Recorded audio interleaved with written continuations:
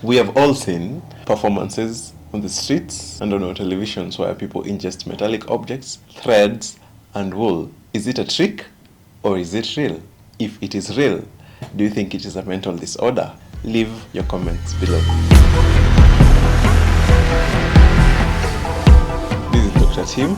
Today we are going to talk about pica, which is an eating disorder where a person compulsively craves for things that are non-food items that have little or no nutritional value. This name is derived from a famous bird, which is the Eurasian magpie, which has a reputation for eating unusual objects. Pica normally affects children under the age of 12, pregnant women, and people with mental disorders such as schizophrenia, autism, and obsessive compulsive disorder. People with pica mainly present with a craving of a single non-food type, which includes ash, charcoal, soil and dirt, coffee ground, eggshells, thread, wool, and surprisingly, feces and hair strands.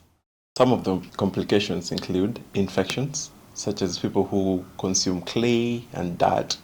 They are prone to infections such as Ascaris lumbricoides and other forms of infection. The second complication is lead poisoning and other form of toxicities, such as people who crave for pepper and eat a lot of pepper end up having mercury poisoning. The third complication are surgical emergencies that include bowel perforation and constipation and obstruction due to consumption of metallic objects, ash and charcoal. Some of the other complications include dental disorders, where your teeth is damaged by some of the things that you eat, such as clay and metallic objects. Secondly, there's also malnutrition, where a person develops iron deficiency anemia and low calcium and zinc levels due to insufficient intake of nutritional food. For the management of pica, it will require a multidisciplinary approach where you will have to call in the dentist, the physician,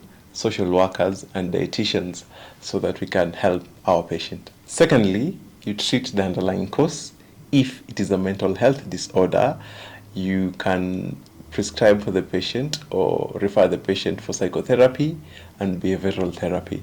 You can also address some of the other causes such as micronutrient deficiency, where you replace iron, replace zinc and calcium levels for the patient. Thirdly, you manage the complications. As we had mentioned prior, these patients are prone to develop malnutrition, bowel obstruction, lead poisoning, bowel perforation, which are surgical and medical emergencies. The most important aspect of management will be to create awareness around pica and trying to debunk some of the myths around pica, and also behavioral interventions, that is educating our children on the things that are edible and non-edible.